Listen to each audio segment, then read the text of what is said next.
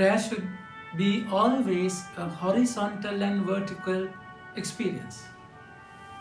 You deal with God, you dialogue with God, and you love your neighbor. This should happen in your prayer, my dear friends. Otherwise, there's no meaning. If it is just a monologue, one-way relationship where the Lord is not going to speak to you, and you will be just stagnated, you will be just stuck. You should climb the mountain and come down to the valley. Mountain and valley is part of our journey. If you stay in the valley without the mountain, you will never have that divine revelation and divine persuasion to do things in the valley. You will be frustrated and you will let down people. You will be cut off. You will be completely done with your life in your valley. So you have to climb the mountain. This is exactly what happened in Jesus' life, isn't it? So Jesus climbed the mountain, met the Father, and heard the voice of the Father and came down to do the will of the Father. So in prayer you should hear Him. You should connect yourself to Him. In connection only you will have a relationship. And that relationship is beautiful. Today the gospel, the Lord is saying, when you pray, pray our Father who art in heaven. Hallowed be thy name. Our Father, He's your Father. The day the son or daughter is born, that particular person will become a father, isn't it? So our God is a Father because you are His son and daughter. And all the people around you are His children. So everyone is your kith and king, isn't it? Everyone is related to you. So St. Paul beautifully speaks about it in his reading. St. Paul is saying, the way he loved Corinthians, it's beautiful. And the way he worried, way he's worried about them, is really beloved. May you bear with me in some little foolishness. So he had weaknesses. No one is perfect. But surely you will. I confess that I share the jealousy of God for you. The God is jealous about that community. God, whom St. Paul dearly and lovingly relate, that God is jealous about the community where St. Paul is serving. So it's all a triangular relationship. You, your neighbor, and God, God and your neighbor. So this has to be in your mind. For I have promised you in marriage to Christ, the only spouse. If you read John chapter 3, verse 29 onwards, John the Baptist is beautifully speaking about this relationship. He's saying, I'm the best man of Christ. Christ is the bridegroom, and bride belongs to the bridegroom. And that best man, St. John the Baptist is saying, my duty is to take the bride to the bridegroom. I'm the best man. I hear the voice of my friend, best friend. And that is my encouragement. That is my joy. So here Paul is saying the very same thing. That's why in John chapter 21, verse 15, Jesus is asking Peter, do you love me more than others do? If then, feed my lamb. So this is a triangular relationship. So see, the word says, and this is my fear. The serpent had that seduced Eve with cunning, could also corrupt your minds and divert you from the Christian sincerity. So that's Paul's worry, isn't it? That the serpent will deceive the community. The community is the bride of Christ. Church is the bride of Christ. So we have a duty, whether you are a father, mother, or whoever it is.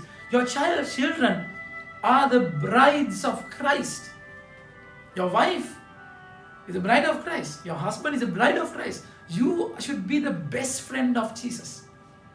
Where your duty is to connect them all to that divine relationship. Then Apostle Paul is saying, someone now comes and preaches another Jesus different from the one we preach, or you were offered a different spirit from the one you have received, with a different gospel from the one you have accepted, and you agree. See the pain of Paul, the pain that he is going through, because the community is deviated, distracted with a petty religion, attractive prosperity religion. Paul is in pain. It should happen in prayer, my dear friends. Jesus is teaching us to pray. Our Father who art in heaven, hallowed be thy name. Thy kingdom come. Thy will be done. So it's thy kingdom come. Where? To this world. Thy will be done here. Definitely I say heaven is real, isn't it? But then that will should be done here. So prayer is a connection. It's a network with heaven and earth. You become the mediator. And the Lord is saying, on earth thy will be done, on earth as it is in heaven. So it's that on earth. Earth means we, all the relations, all the connections that we, all the people, the church, the bride of Christ. My dear friends, so it's important. It's important that you have this. Then he said, I do not see how I'm inferior to those super apostles. Super apostles, don't misunderstand. They are not the apostles of Christ. No, the newcomers. They are more attractive than the old ones. They please people and get people. That's exactly happening in some of the people today even. Does my speaking leave much to be desired? Perhaps, but not my knowledge, as I have abundant shown to you in every way. Perhaps my fault was that I humbled myself in order to uplift you, or that I gave you the gospel free of charge. I called upon the service of other churches and serve you with the support I received from them. The way Paul loved them, where Paul gave his love to them, he got all the donations from other churches and looked after this community. And now they are deviating, now they are turning their eyes against him. And it's terrible.